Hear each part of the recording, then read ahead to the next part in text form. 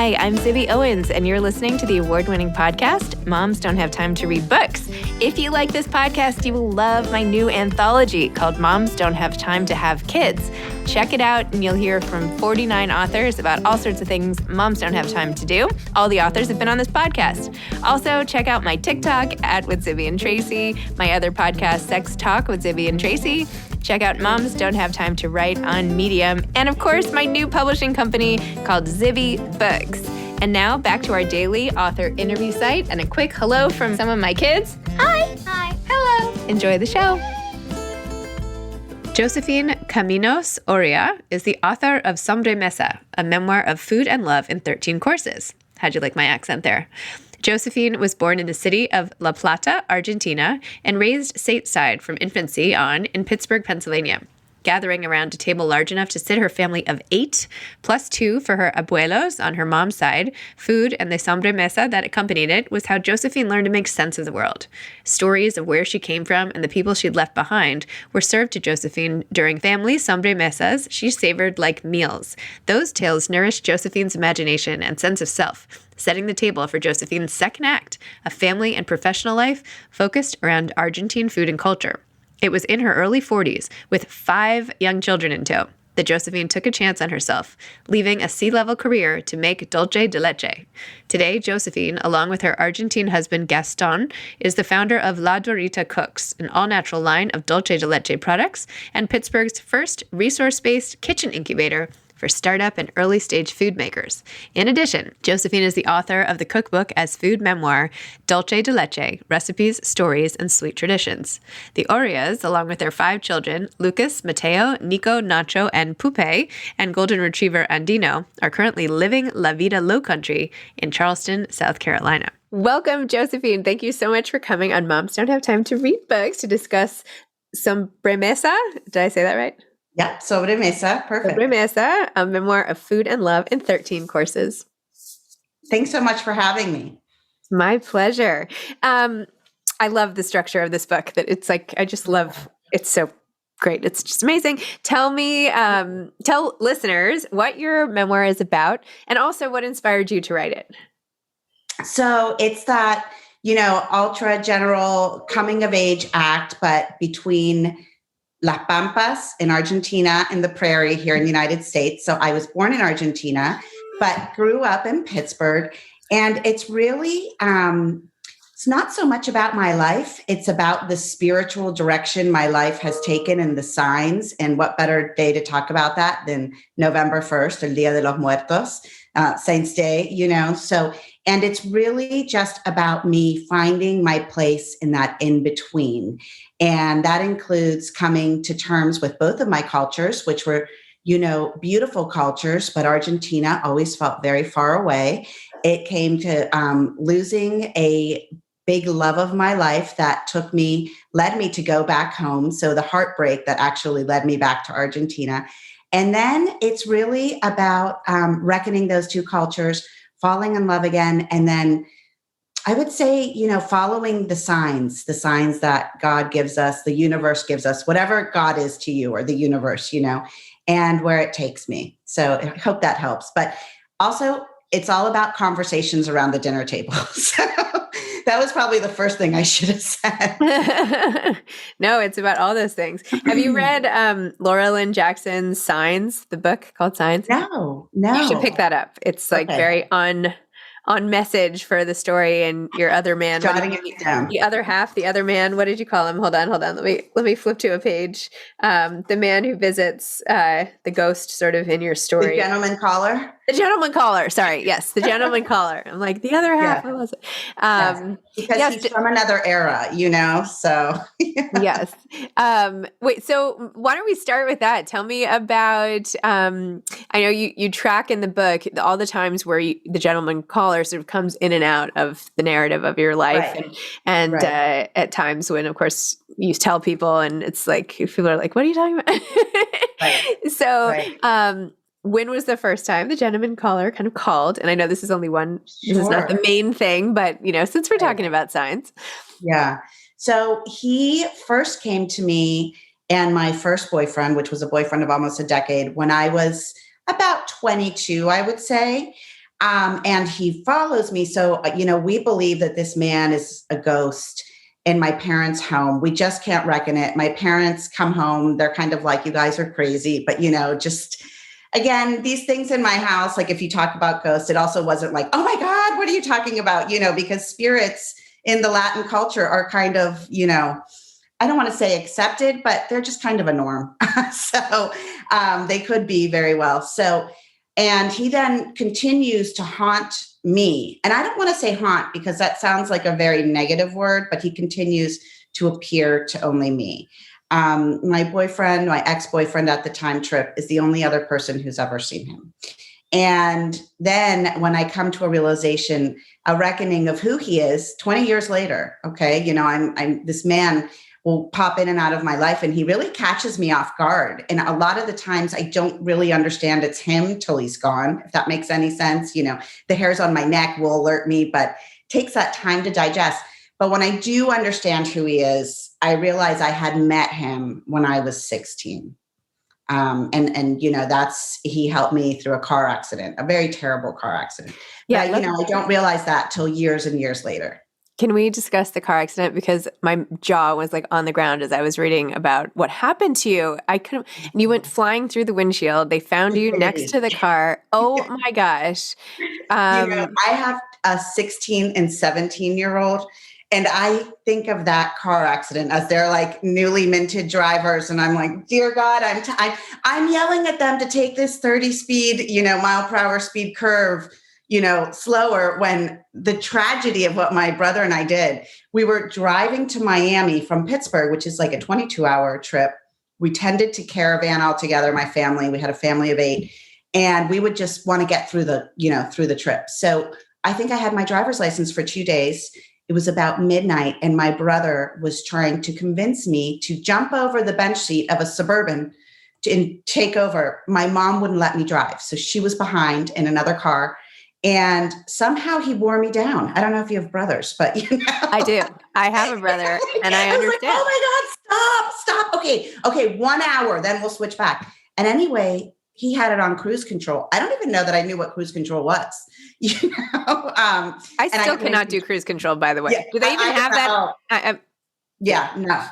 I don't trust myself with it. So, for good reason. So I couldn't gain control of the car, and it's going 70 miles per hour. And did I mention it's a Suburban, packed, So anyway, we hit the guardrail. Thank God. Well, the center, not the guardrail. Thank God no one else was on, the road, because these are like the I-95 at that point is like 4 or 5 lanes, and we just tumbled. And somehow I ended up outside of the car. But the only thing, I had scratches and bruises, but the only big thing I had was one of my eyes had glass all in it, and I've lived, that minted me with a new astigmatism that I've lived with since. But, it's crazy. And then my brother walked away, I think, with a broken arm and some bruised ribs. My grandfather was in the car, and I think he just walked away with a neck break. It's just incredible. Oh my gosh. I got into an accident when I was 18. Like, again, I had my license for like a minute, right, and I lost control of the car same way. And I didn't know if I should turn into the skid or turn away from it, like that whole thing. Anyway, and I also crashed in the middle of the thing, but it was during. But I think it's that panic. Yes. That panic when you do this and somehow the axle broke. I don't know. Yeah. It was fully, and I do not take all the blame because my brother is 50% too. So I always remind him. But yeah, it's incredible. We walked away, and my recollection of that accident, now I did wake up in the hospital, but it kind of left me in shock for several days, and I couldn't talk. It was right before Christmas. And, there was someone else there that all of my family claims was not. So that's sort of where the story of my gentleman caller begins. Oh my gosh. Wow, that is wild. Well, it's sort of nice to have the comfort that you have basically a guardian angel of sorts, right? I think I don't know. Yeah. I think that there was more than a guardian angel. I haven't seen him since where my book leaves off, which was, my God, I can't even think. Like 8 years ago, or I think more his whoever he is, is an ancestor of mine, and I'm named after that ancestor. And I think he was playing out, I don't want to say his own purgatory, but, I think he was playing out the reckoning of how to find his way back to the table, back to SOBREMESA. So, yes. So tell me more also about the food and the meals. And now you've like dedicated your life to this and all the recipes that you include and the importance of the family meal and all of that. Yeah. So I grew up, in Pittsburgh, but our home was Argentine, if that makes any sense. Once you entered those doors, Spanish speaking, the food was Argentine, and it's very similar for all immigrants. It's my parents never liked to coin themselves as immigrants, but it's you make a home with what you grew up with, with what gives you that comfort. So we mostly ate very Argentine. And one of those rules was sitting at a table, napkin and lap, all 8 of us. We always had the same seats, all the women on one side nearest the kitchen, the men on the other side. Very Latin. I definitely talk about a lot of machismo at the dinner table. We just, the rule was you had to sit. You had to sit until you were excused. And it wasn't formal. It wasn't like these formal, it was just, you had to stay until the conversation was done.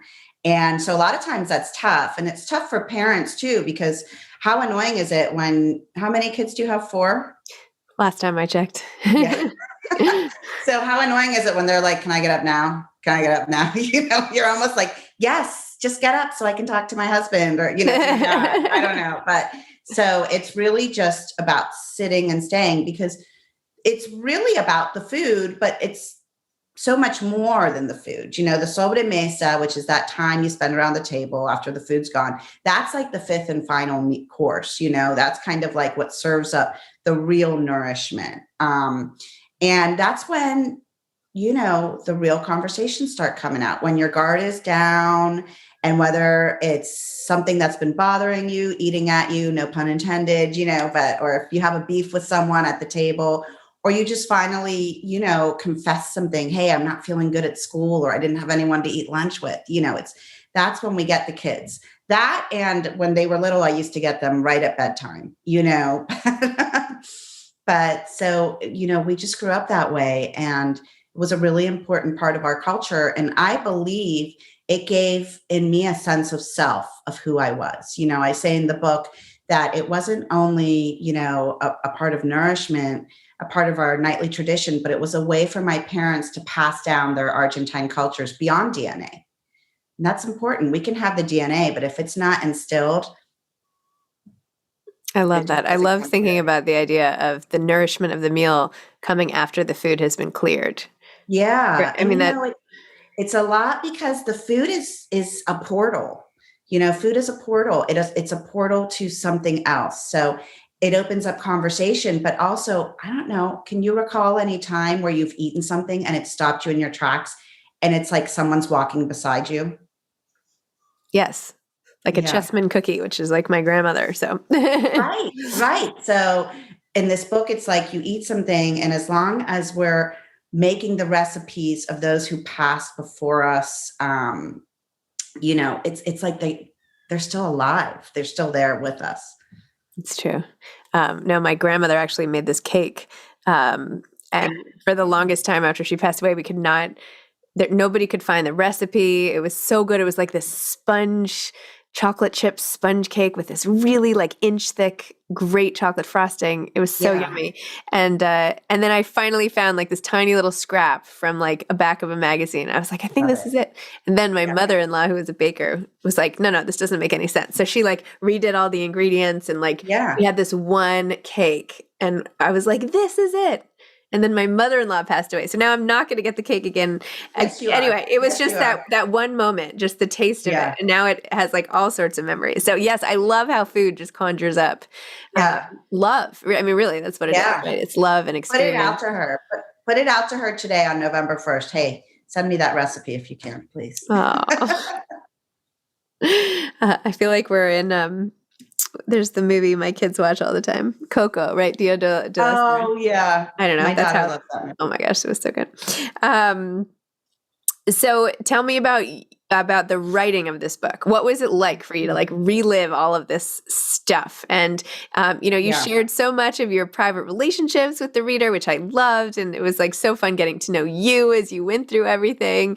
So what was it like just like sitting down and doing this? Well, it was really cathartic. It was also really frightening. And I had like a love-hate relationship with Sobremesa. I wanted to break up with her several times. I tried to divorce her. I even like literally tore up 380 pages once. And I think my husband was looking at me from the other room. This was during the pandemic. And I think all of my kids were like, no one bother mom. No one go near mommy today. But I got the idea for this book, and it's really challenging because it's a memoir, and I've only written a cookbook. So, typically you don't write a memoir unless you're famous, unless, some grand event has happened to you. And while there's some trauma in the book, it's not unlike any trauma that's happened to anyone else, but it's more about the spirituality of it and me wanting to really introduce the tradition of sobremesa to here in the United States where there is no translation, and what better time does this come to me than at the pandemic when like we're really all wanting to have a seat at the table. But, so I released my first cookbook on dulce de leche in 2017. That book contains like snippets of the recipes, like snippets of the memories behind them. And that book left me with such a taste that I wanted to really tell our Argentine story. I see so little of Argentina and the Latin culture here, and I really wanted to add to that and bring flavor to that. And so I started trying to write it in 2018, and I would grapple with, why am I writing a memoir? And I knew the story in my head. I almost wanted to remove myself from it and make it fiction. Just, so it wouldn't be about me, but it would be about the message in the story. And I just couldn't. I couldn't because I had been a CFO for 20 years. Like my story was already out there, my bio.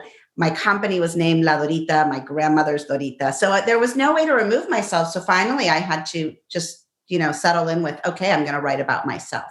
And when you do, and I know you're writing a memoir, you really have to determine how vulnerable am I going to be and how real, because if you're not, there's holes.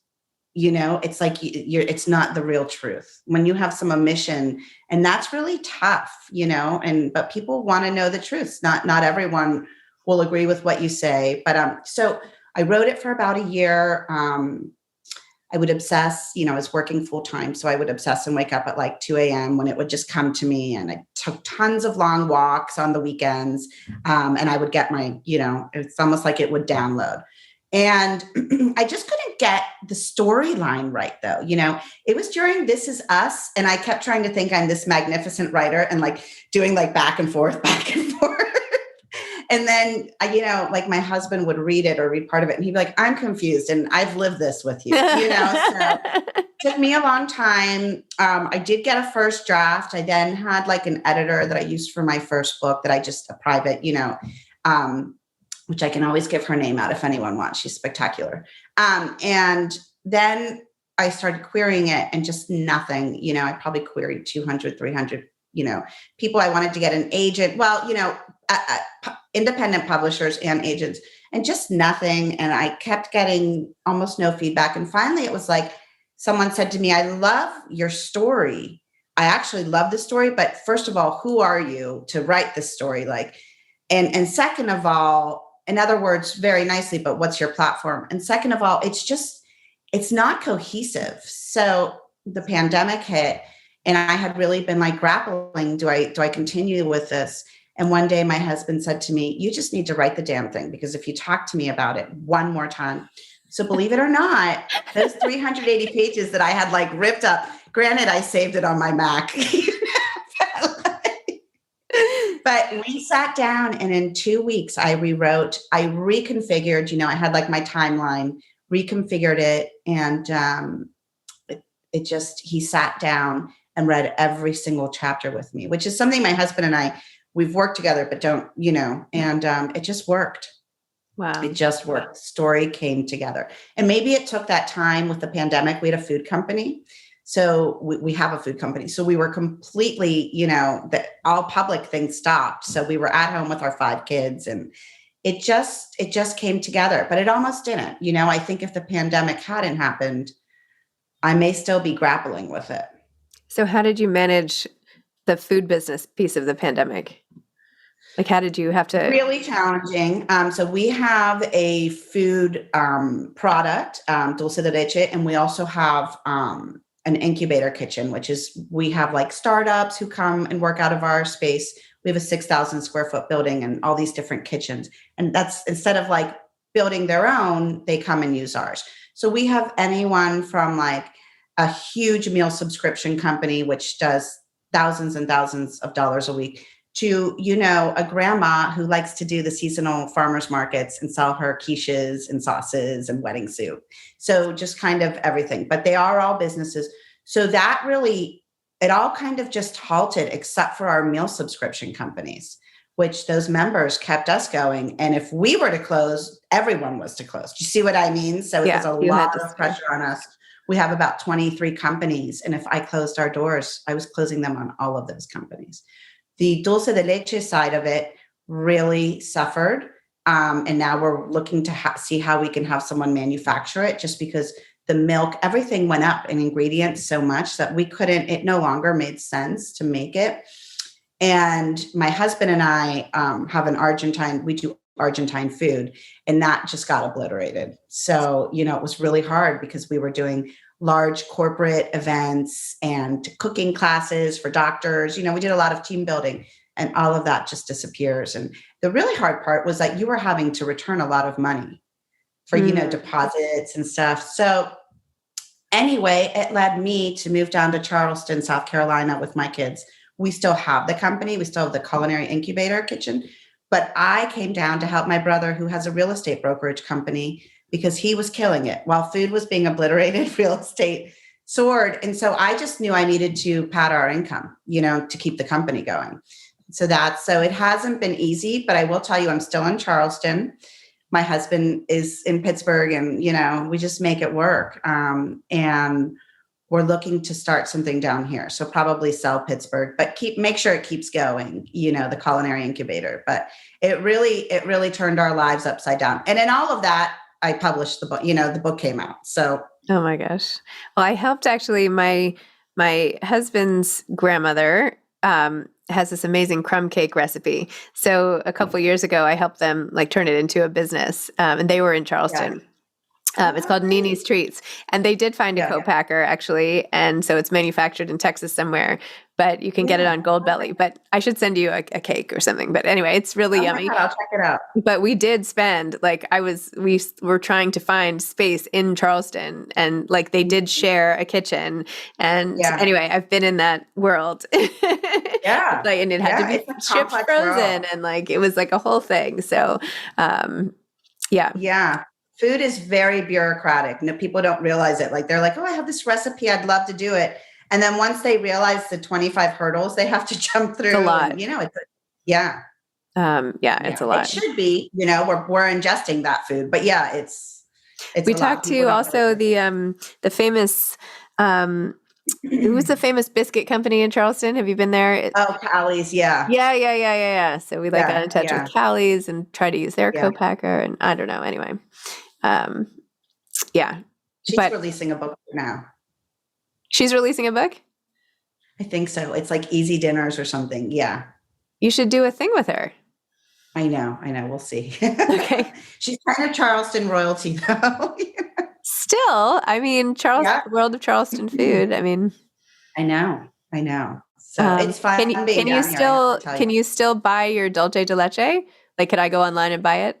So it's still in some supermarkets in Pittsburgh, but no longer online. Oh. But, I just need to find the right co-packer. The issue with the dulce de leche is there are dulce de leche companies here, but it's not real dulce de leche. They use they use powdered milk that they reconstitute with oil. Really it's, dulce de leche is a jam. I know that sounds so bad, milk jam, but it's really milk just boiled down. There should never be oil in it, So I'm really having a problem finding it.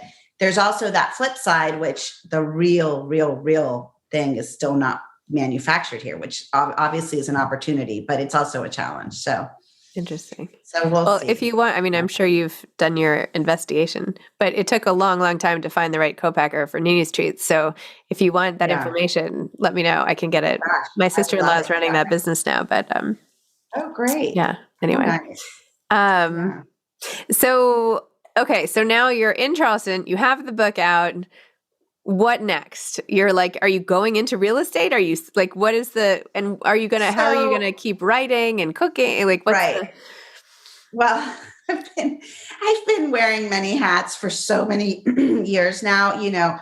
Before I started my company in 2009, the food company, I was the CFO of a large medical company in Pittsburgh. So I did that for 8 years plus my food company. So now I look at it as we have our food company, I'm an author, and we're going to do something down here. I'm also doing real estate, but it's just really many hats, but whatever has to make it work. And I definitely have an idea for a new book. My youngest daughter is 9, and it's actually a series. I'm really looking to do kind of like a YA/middle grade, food mystery, all fiction, definitely have that Spanglish feel. But sort of like Judy Blumish, but incorporating food and just a lot of flavor there, for young girls and boys.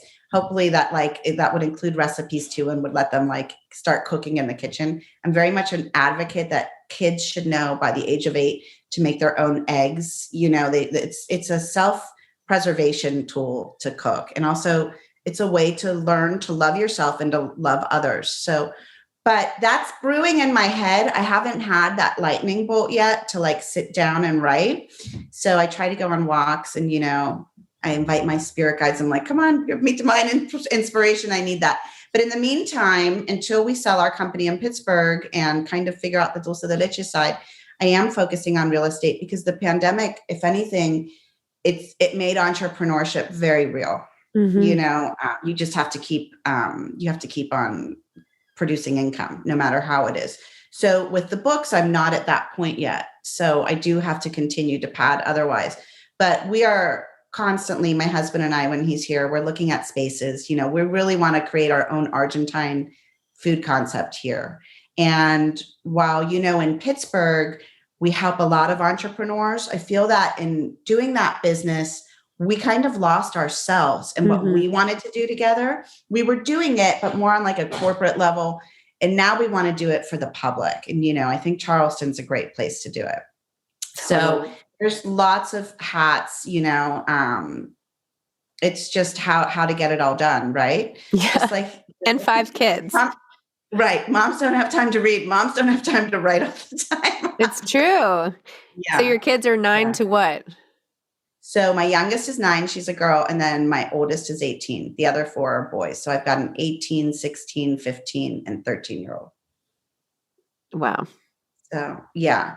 Yeah. So it's been, just like a lot of people, it's been challenging. It's also been a blessing to have them home last year, but it really derailed so many plans that we could do, Your time was our time. My time was so limited, just like so many others, but good things came out of it too, Yeah. Yeah. So, but I am waiting for that divine inspiration because the real thing, my goal is to really be a full-time writer. That's what I would love. So you got to work towards it. I love your series idea. That sounds really good. Thank the middle you. grade series. I'm serious. That sounds really good. You should I have so many stories because do you hear your I have this little journal here. I don't journal, but I write things down, and I'll hear my daughter talking or my kids talking. And I'm like, oh my God, you cannot make this stuff up. You know what I mean? Actually, the best I have a research pool right in front of me. Totally. I know. And I'm like, where should I write this? I'll remember. And then of course I don't remember. Last night I had the best, I was putting my son to bed and he goes, I finally believe you that I'm not adopted. And we look so much alike and he looks just like everyone else in the family. But I'm like, oh yeah, why is that? He's like, well, and he's 6. He's like, because you love books and now I love books. And I was like, that just made my life. That is so great. It was so cute. God, and I love a 6-year-old that loves books. I know. It's so cute. I was like, okay, I got one. I'm like, are any of my kids going to want to read? Anyway. Wow. Well, this is great. Tell me any advice for aspiring authors.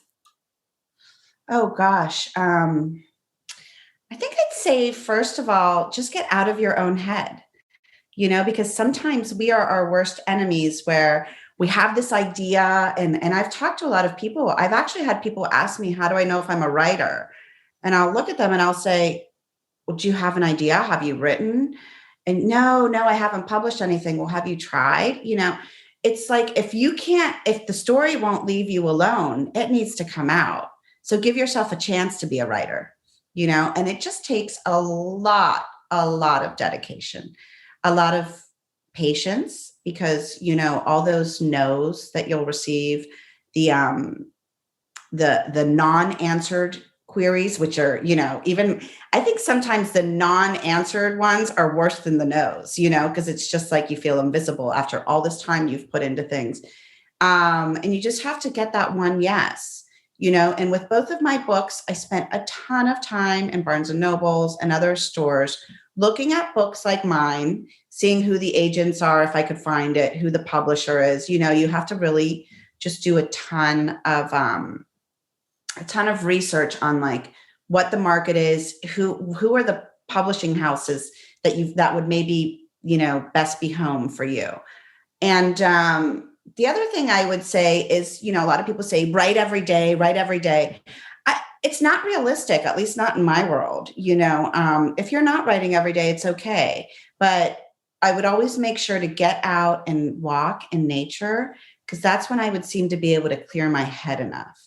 And in my case, I wrote in the middle of the night, usually when my kids were asleep. But there would be times where we'd be going to dinner and my family would be like sending me really mean texts, because they'd be all waiting in the car. And I'd be like, I would have been in the shower and I would have gotten something. And I'd have like a turban in my hair and I'm writing and I have them all in the car.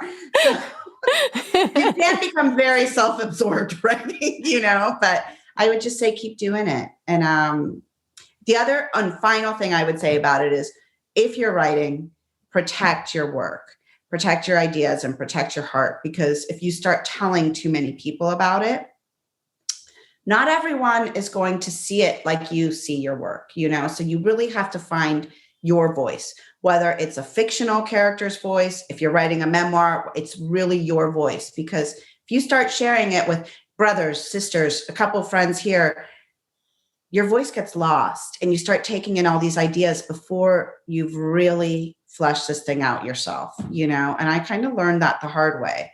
And you have to really protect yourself and remember what we remember in life, what is our truth.